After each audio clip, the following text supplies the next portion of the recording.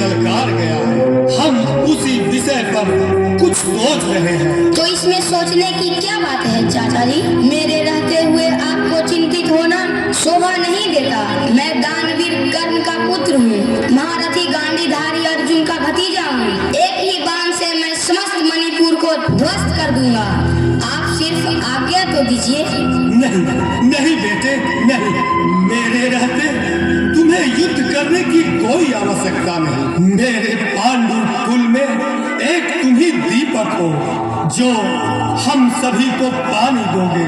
अगर युद्ध में तुम्हें कुछ हो गया तो भैया कर्ण को दिया हुआ वचन अधूरा रह जाएगा।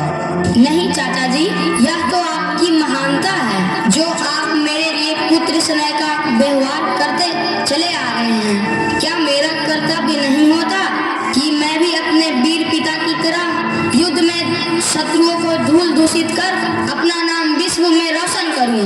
बोलिए चाचा जी, क्या मैं इतना कायर हूँ जो आपकी रक्षा भी नहीं कर सकूं? नहीं नहीं बेटे, नहीं। इतनी उग्रता ठीक नहीं। कभी मैं तुम्हें युद्ध में ले चलूंगा, अभी नहीं।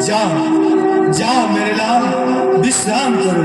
आप मुझे बहला रहे हैं चाचा जी। मैं देखता हूँ आप पर संकट छाया हुआ है और ऐसी स्थिति में आप मुझे विश्राम करने कहते हैं। मैं इतना कायर नहीं जो अपने पिता कर्ण के विरक्त पर दाग लगने दूं। एक बार आज्ञा तो दीजिए चाचा जी, फिर देखिए मेरी रण कौशलता।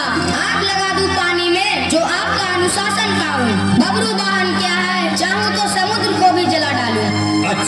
अच्छा बेटे, अभी तुम जाकर विश्राम करो। तुम्हें भी अपने साथ युद्ध में ले चलूंगा। हाँ, ये हुई ना कुछ बातें। कल के युद्ध में दिखा दूंगा बबरू वाहन को कि पांडव दल में एक से एक महान वीर क्षत्रिय एवं योद्धागण है। जय श्री सूर्यदेव, पांडव दल की जय।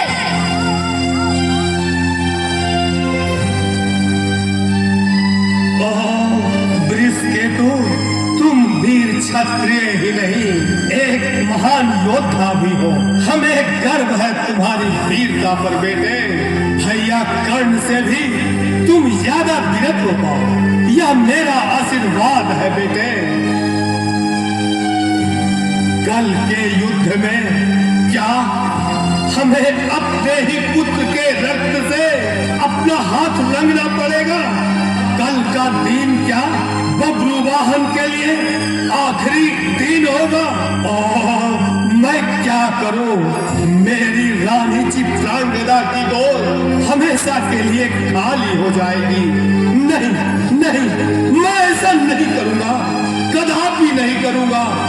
किंतु कल तो युद्ध होगा और अवश्य होगा। विवशता की जंजीर में जकड़ा हूं, समझ में नहीं आता मैं क्या करूं क्या ना करूं। महाराज की जय हो। पातालपति शेषनाग की कन्या आपका दर्शन चाहती है। नाग कन्या उलूपी, इस समय द्वारपाल, उन्हें आने दिया जाए। जो आज्ञा। अरे रानी उलूपी, आओ प्रिय। नागलोक से तुम अकेले क्यों आए? हमें संदेश भेज देती, स्वयं हम लेने पहुंच जाते। आर्य पुत्र।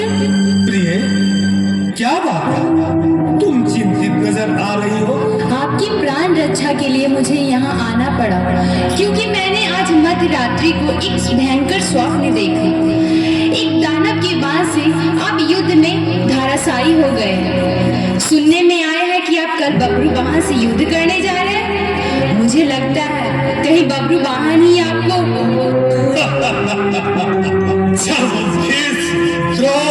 कर्ण जैसे योद्धा महाबली मुझे धराशायी न कर सके तो क्या कल का बबरू वाहन मुझे पराजित करेगा?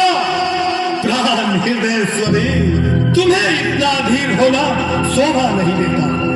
तुम महारथी गांडीवधारी अर्जुन की पत्नी हो, मुझे कुछ नहीं होगा प्रिय।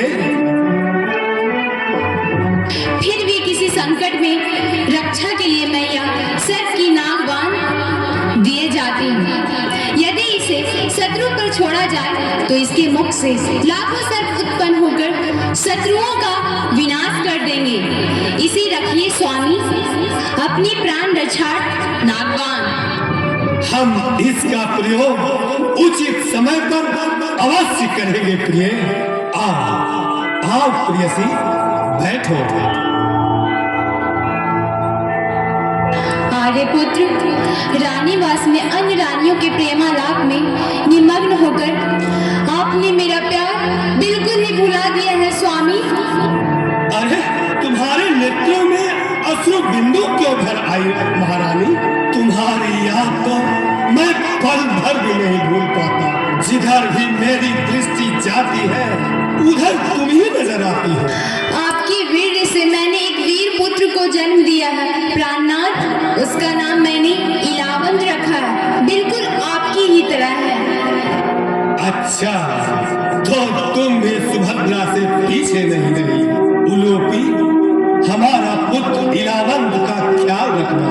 संभवतः वह भी वीर अभिमन्यु की तरह पांडु कुल का वीर पुत्र होगा। अब कब तक मुझ दासी को अपने चरणों से दूर रखोगे स्वामी? मुझसे बिरह की आग बर्दाश्त नहीं होती स्वामी। उत्तरी भारत विजय करने के पश्चात ही हमने तुम्हें हस्तिनापुर बुला लेंगे, और कुछ ही दिनों की तो बात है, और फिर तुम भी अन्य रानियों की तरह महल में महारानी कहलाओगे। रण क्षेत्र में आप पर कोई संकट आ जाए तो मुझे कैसे ज्ञात होगा प्राणनाथ? लो, मेरी यह स्वर्ण मुद्रिका पहन लो। यह स्वर्ण मुद्रिका में मेरी तुझे हर स्थिति का चित्र दिखाई देगा प्रिय। इसे पहन लो। अच्छा स्वामी, अब मुझे प्रस्थान करने की आज्ञा दीजिए।